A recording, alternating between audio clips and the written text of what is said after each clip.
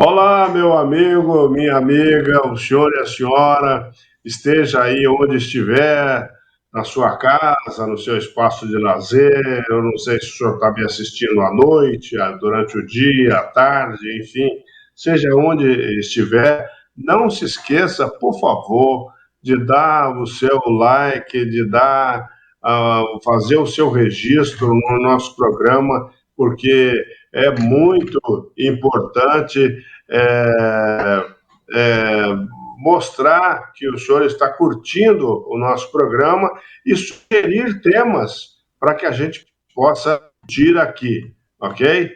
Hoje, nesse segundo programa que nós fazemos, sempre com a presença, mais uma vez, dessa figura graciosa, feminina, a doutora Luzia Chaves, do procurador Francisco Miné e do meu amigo, prezado desembargador Nelson Galandra, que tem uma história assim belíssima à frente da magistratura.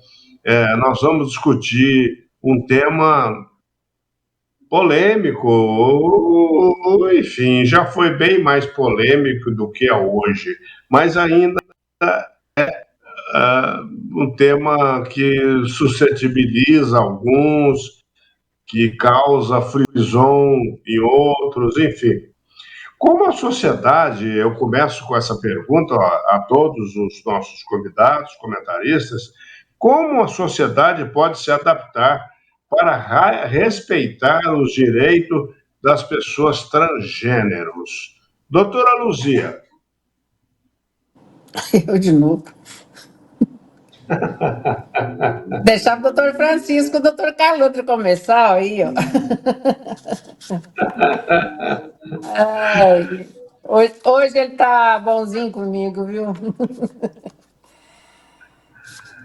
Esse é um tema muito difícil de opinar,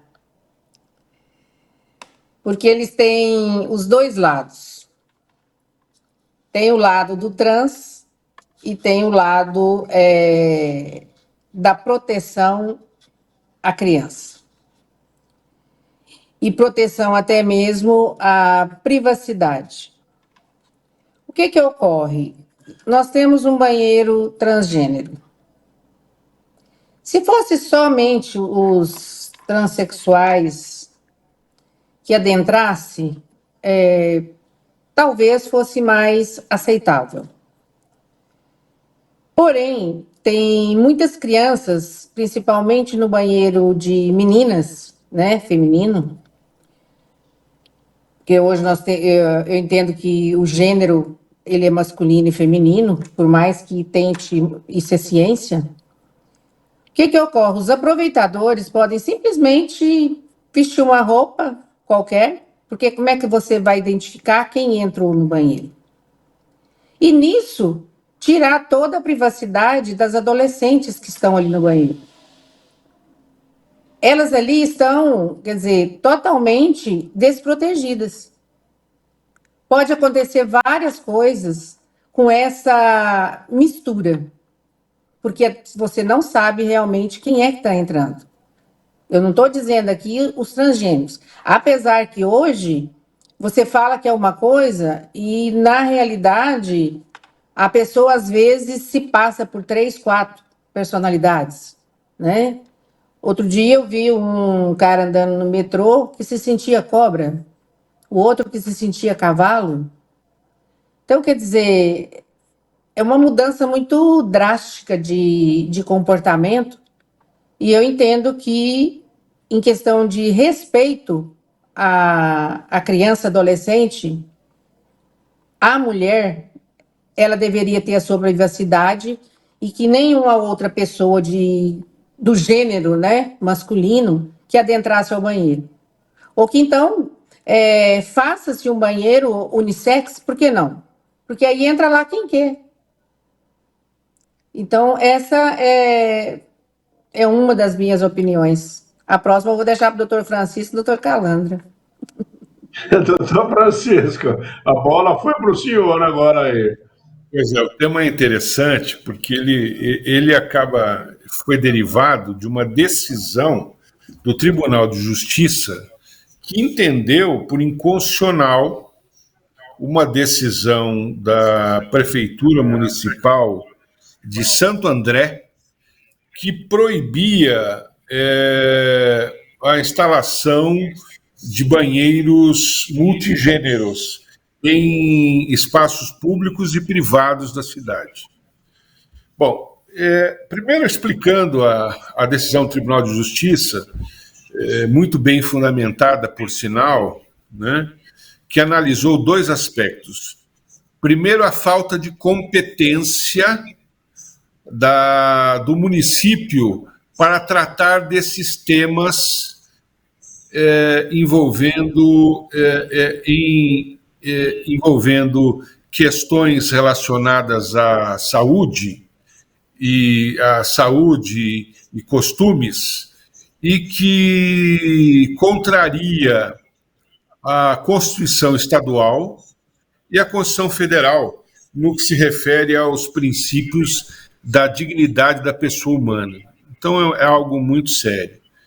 E o que se está coibindo aqui não é a possibilidade é o impedimento da construção de banheiros multigênero e femininos e masculinos, entre outros mais. Então, na verdade, o que está coibindo aqui é a possibilidade de acesso a esses banheiros por parte dos transgêneros, né? A Luzia comentou com muita facilidade que hoje em dia nós não temos nessa via transgêneros apenas a figura dos transexuais. Nós temos a figura dos transexuais, nós temos dos pansexuais e uma série de outras identidades. E eu vejo com simpatia a adoção dos chamados banheiros transgêneros, ou seja, com vedação, com possibilidade de ingresso de qualquer gênero, né? Com privacidade, naturalmente, e acho que isso coíbe o preconceito, coíbe a discriminação, né? A discriminação, e vem ao encontro de uma nova realidade.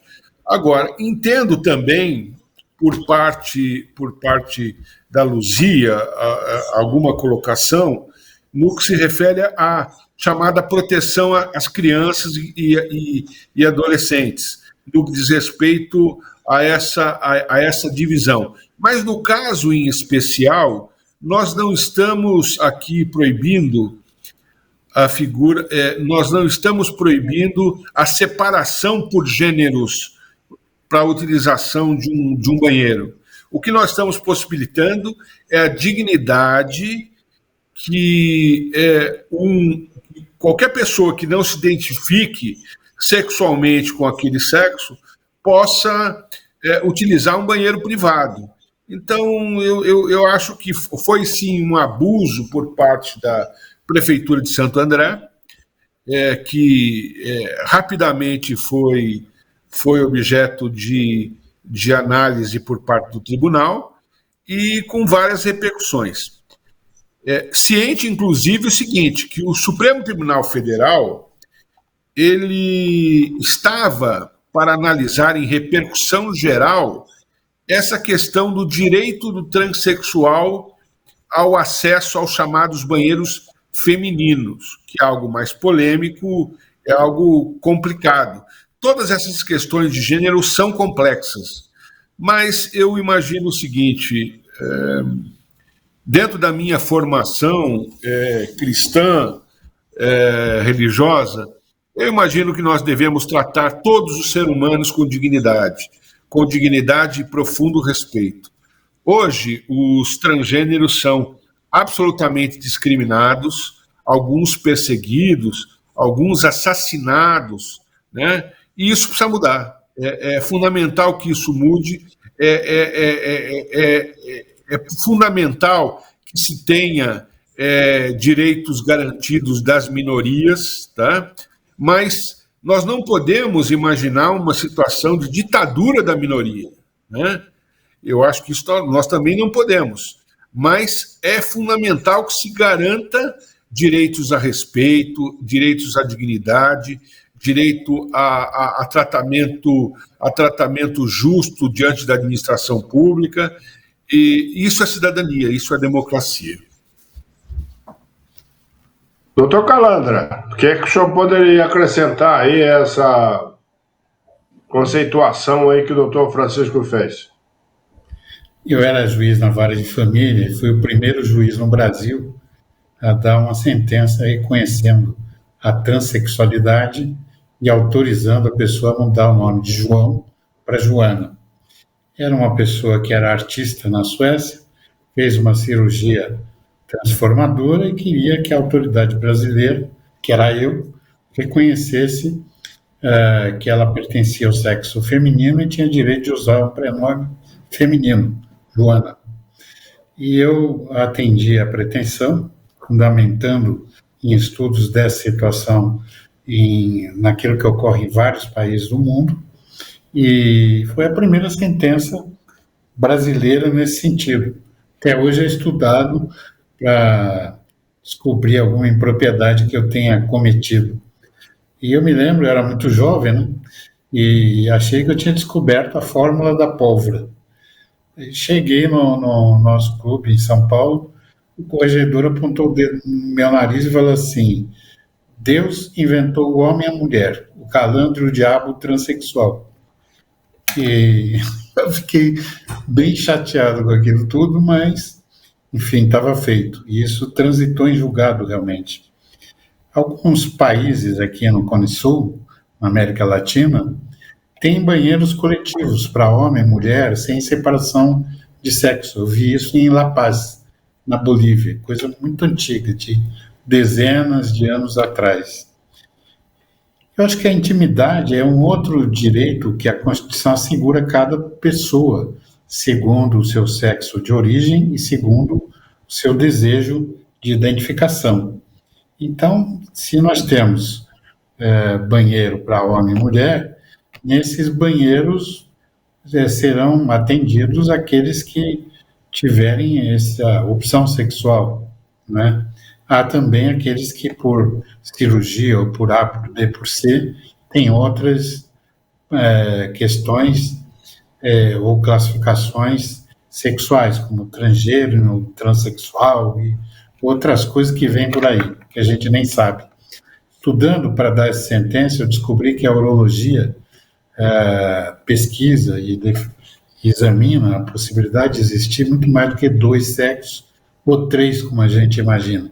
Para lá de 6 sexos existentes podem ocorrer para o ser humano. E a urologia, a cadeira de urologia, aliás, o filho do nosso querido procurador Francisco Miné é um dos grandes urologistas brasileiros, né? Dr. Gustavo, e é professor também na USP, deve saber isso melhor do que eu, mas eu acho que a gente não deve impor discriminação a ninguém. Hoje, nas rodoviárias, nos aeroportos, existem banheiros para atender famílias que têm bebê, precisa trocar fralda, precisa de cuidados especiais, tem muita coisa. A gente não pode ver o mundo por olhos de discriminação.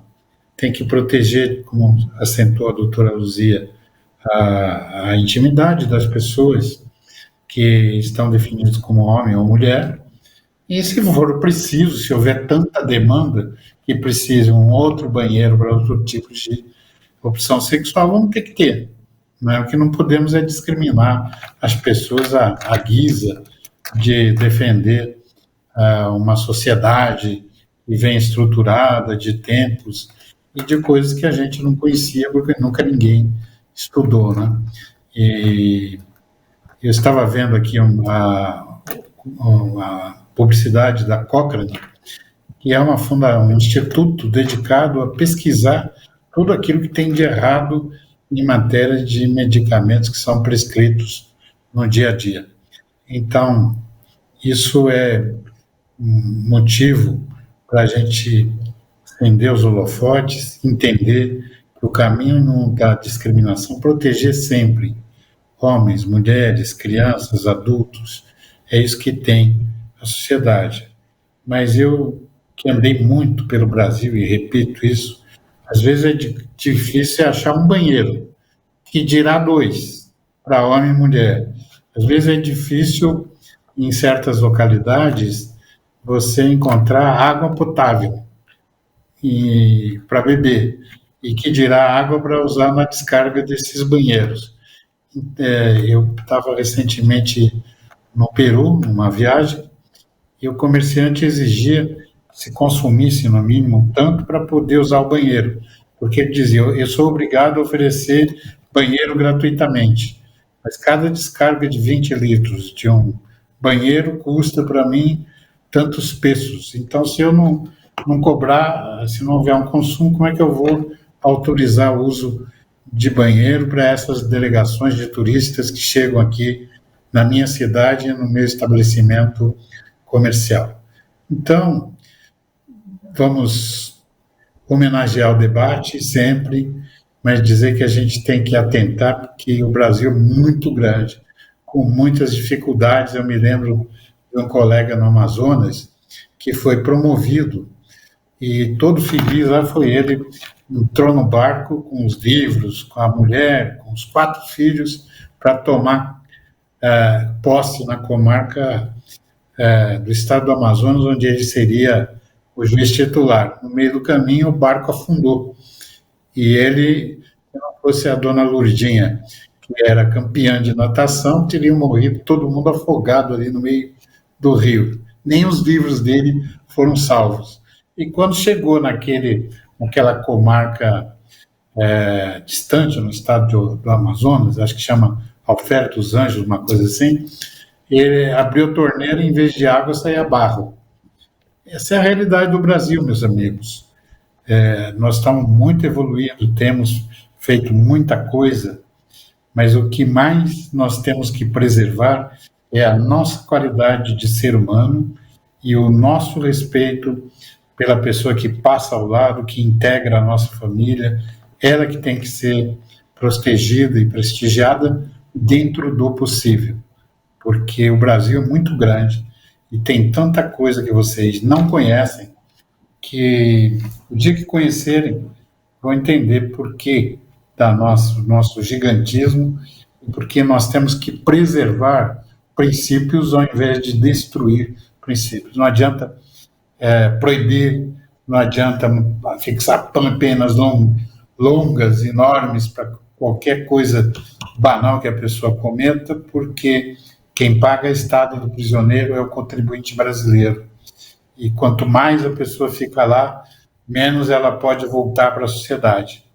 Fui fazer uma correição num presídio e tinha um preso lá há 35 anos, tinha que mandar ele para fora. E ele falou, mas o que eu fiz para o senhor, doutor, que o senhor vai me expulsar da minha casa, que era o presídio, no caso, a Casa de Detenção de São Paulo. E eu falei, não, você não fez nada, mas sua pena acabou. Não, eu não tenho mais família, será que eu tenho que sair para a rua, matar alguém para voltar para cá? É o único lugar que eu conheço. Então, não vamos quebrar princípios, proteger a família brasileira, proteger a identidade de cada um e lembrar que a Constituição é quem governa, ela é a verdadeira rainha do Brasil. Minê, a sua opinião é importante para nós e eu pergunto quais efetivamente são os desafios que enfrentarão, que estão enfrentando as instituições que optam por essa inclusão. O que vai acontecer com ela? Eu acho que o principal desafio é o preconceito, né? O preconceito é um dos principais desafios e tudo volta para a questão envolvendo a educação, né?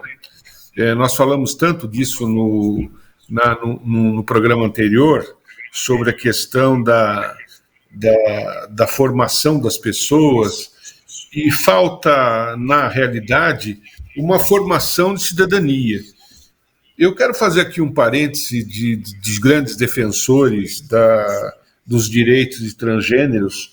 A deputada federal Érica Hilton, que é uma guerreira, tive possibilidade de conviver com ela na Câmara Municipal de São Paulo, e agora ela representa o Estado na Câmara Federal, e é um dos pontos muito relevantes. Nós precisamos superar, hoje, nós precisamos superar algumas barreiras hoje que ocorrem até no que diz respeito ao respeito à mulher, né? A mulher não é respeitada nem na política, nem no trabalho. Existe muita falta de respeito e de cidadania no que diz respeito a isso. O mesmo acontece em relação aos transexuais, aos transgêneros, e aqui quero fazer até um parêntese. A Luzia colocou de uma maneira muito própria, né? Ela falou assim, olha, hoje em dia tem até camarada que quer ser cobra, gato, cachorro, elefante, sei lá. Na verdade, isso já é uma distorção. Existe uma questão muito séria, um hiato no que se refere à formação dessas pessoas, né? Tudo começa na educação e termina nela, né? Então nós precisaríamos sim uma formação de pais, né? Hoje ninguém se preocupa se o camarada tem condição de exercer a paternidade, de ser mãe ou de ser pai, né? E não sabe qual o seu papel, porque muitas vezes o cidadão corre atrás apenas das suas necessidades básicas, e esse ônus, esse dever de educar, ele é fundamental, né? Ele é fundamental, é lá que nasce a chamada cidadania, né? E aí eu coloco uma coisa bastante importante. A escola é o grande veio, é a grande solução para tudo. E o investimento disso, nós precisaremos de anos, né? De anos de formação, de um plano geral que envolva todos os partidos, ideologias, seja de direita, seja de esquerda, para que nós podamos cuidar do cidadão como um todo, para que ele possa respeitar o ser humano que está ao seu lado, independente da sua opção sexual ou não. Então, eu acho que esse é o principal desafio: enfrentamento dos preconceitos, e o que pode acontecer através de uma boa formação, de uma boa educação para a cidadania. Antes de ouvi-la, doutora Luzia, eu vou chamar o nosso intervalo tradicional e pedindo ao senhor e à senhora que está nos acompanhando, por favor, mande a sua mensagem, se inscreva no nosso canal, mande o seu e-mail sugerindo temas para que a gente possa discutir aqui. Vamos então para o nosso intervalo e voltamos na sequência.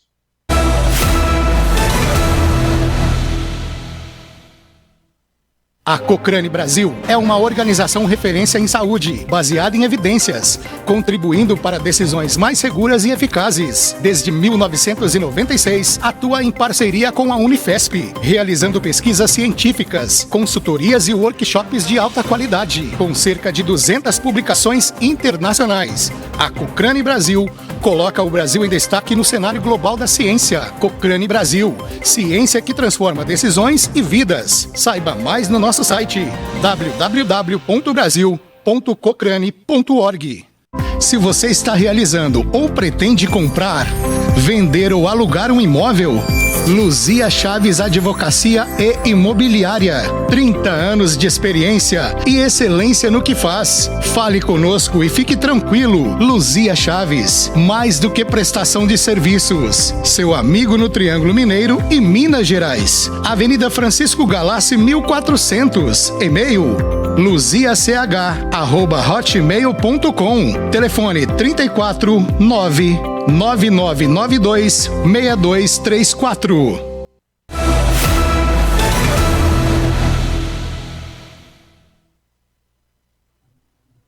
Doutora Luzia Chaves, agora é com a senhora. Como evitar a questão dos banheiros transgêneros seja usado como ferramenta de polarização política, se é que isso é factível, é possível? O que a senhora acha?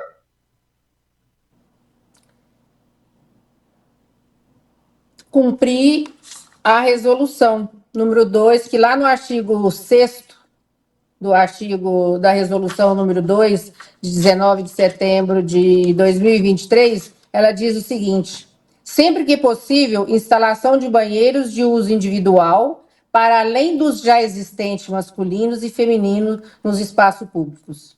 Então, essa eu acho que seria uma opção bastante interessante, que tanto escola, locais públicos, tivesse um banheiro individual, não importa quem é, se entra homem, mulher, trans, qualquer um que entrasse lá, porque aí não pode falar que existe uma discriminação. Porque o homossexualismo a gente sabe que ele existe desde aí dos primórdios da humanidade, né? Se a gente vê aqueles filmes lá antigos de César, todo aquele pessoal lá, grande parte deles já eram homossexuais. Apenas omitiam, né? Por vergonha, por preconceito. E isso, com o tempo, foi evoluindo. A nossa sociedade evoluiu muito rápido. Eu acho que a internet, ela trouxe informações que jamais nós poderíamos imaginar um dia que pudesse acontecer. Então, hoje acontece uma coisa, por exemplo, lá na China, você, dentro de questão de minutos, você já fica sabendo. E outra, acontece muita colocação mal feita, fake news, que eles colocam na internet e as pessoas acreditam naquilo ali, curtem aquilo ali. Por quê? Porque o importante para eles como é que se fala? É criar confusão, não é ter o respeito, igual o doutor Calandra colocou muito bem colocado aí. Porque não importa o que a pessoa seja, se seja homem, se seja mulher, o respeito pelo ser humano, ele é único. Não tem como diferenciar isso. Eu tenho que respeitar o ser humano.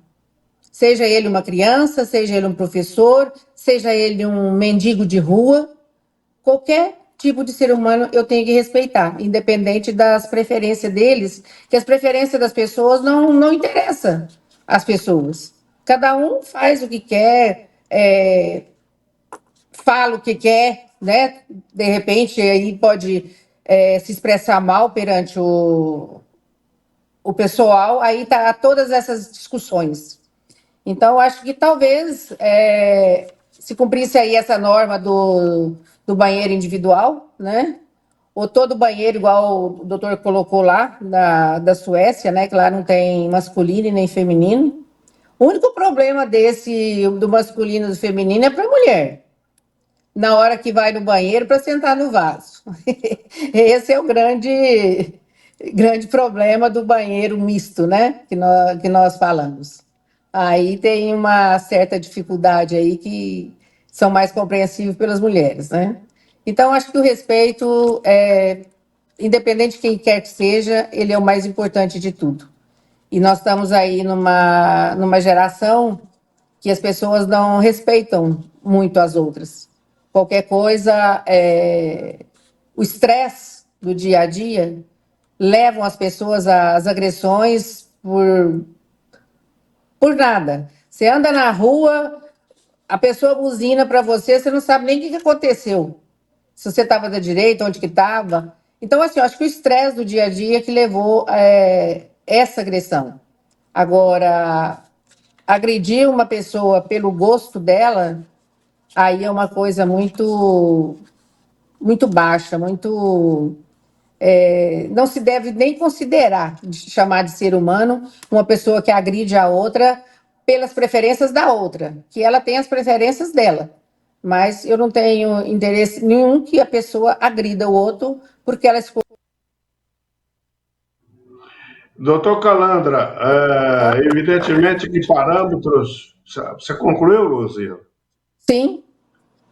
Sim. Doutor Calandra, evidentemente que parâmetros vão se modificar, vão mudar. Agora, dentro do contexto social e jurídico, qual é a análise que o meu prezado amigo poderia fazer? O que a gente tem que procurar é olhar para aquilo que existe atualmente. Há uma evolução muito grande em novas condutas, em novas opções sexuais das pessoas, casamento entre pessoas do mesmo sexo, etc. e tal.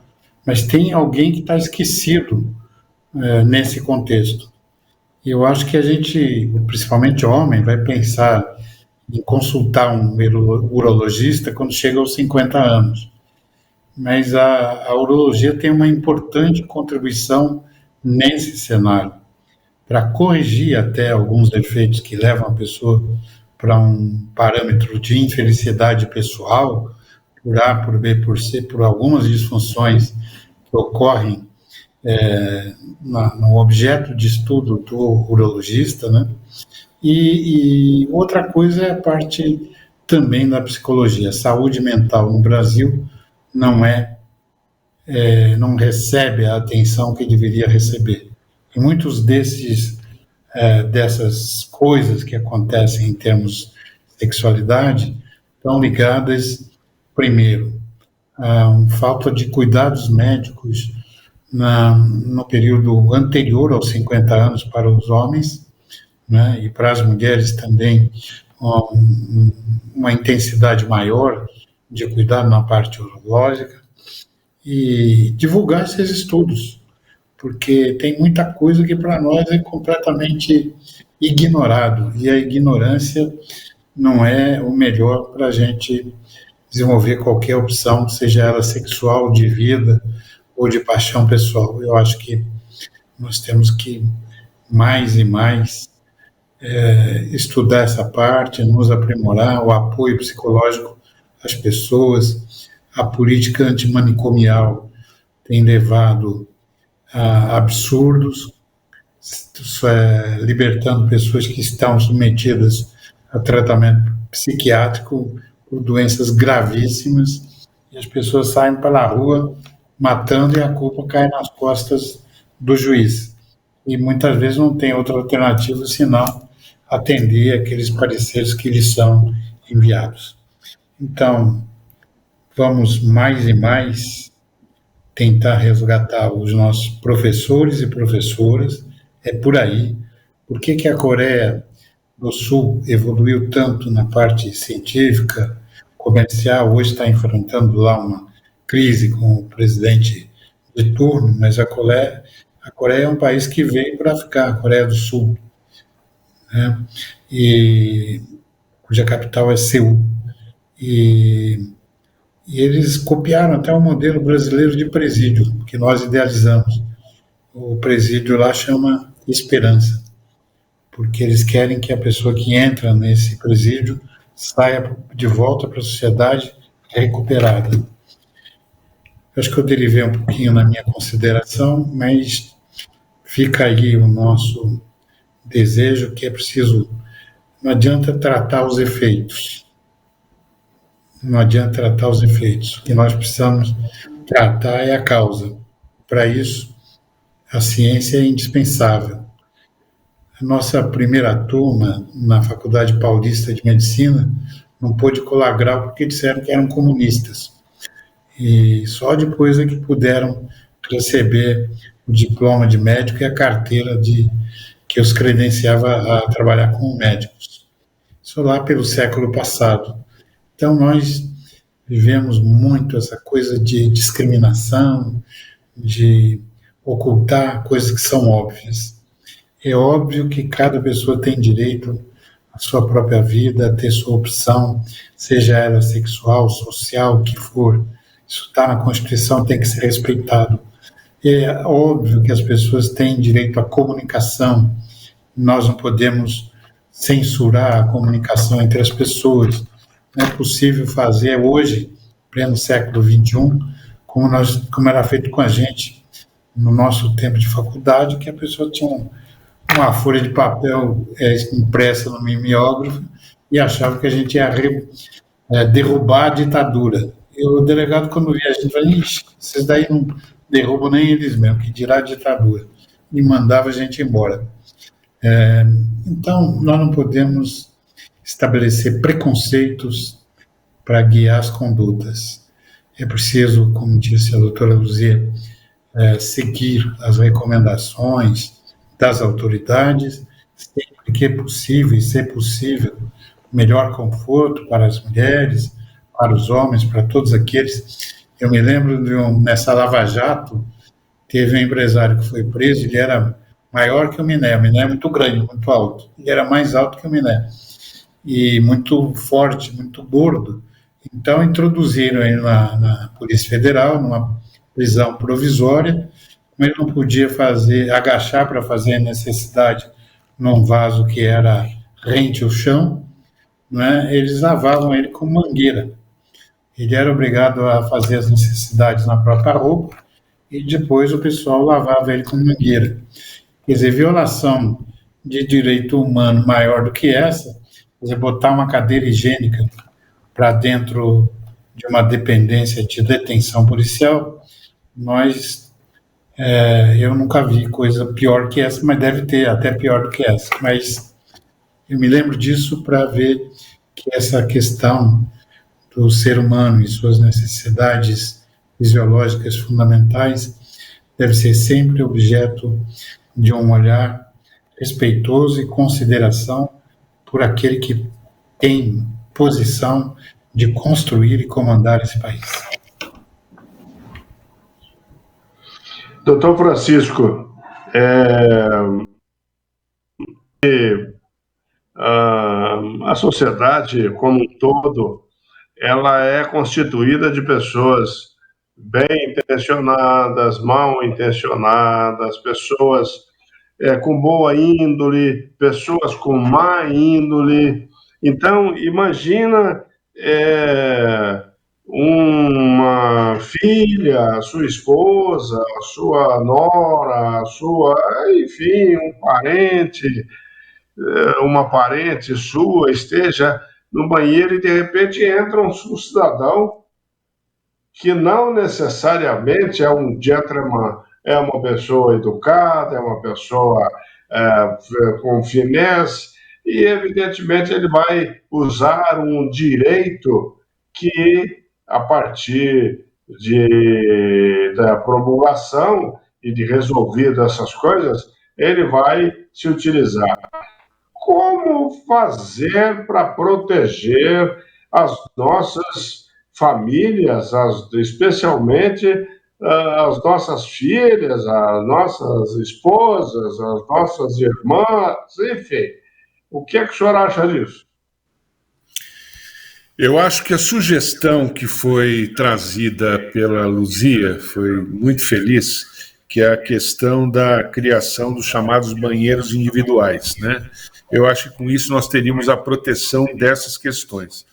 E eu acho que essa seria a melhor solução para evitar constrangimentos, mas sempre fugindo da figura do preconceito. Porque quando nós falamos do preconceito, nós temos hoje pairando na sociedade e na discussão polarizada entre conservadores e não conservadores, da chamada ideologia de gênero, né?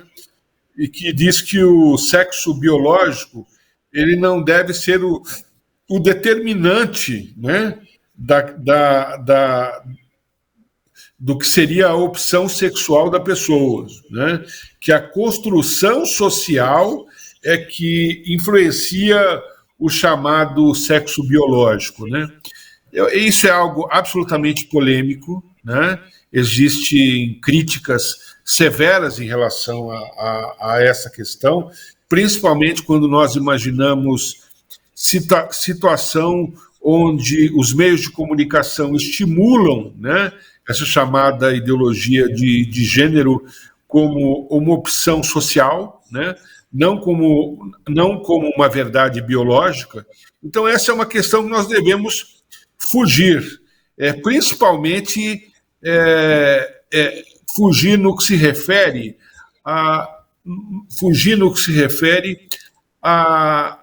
ao chamado espírito crítico para julgar isso.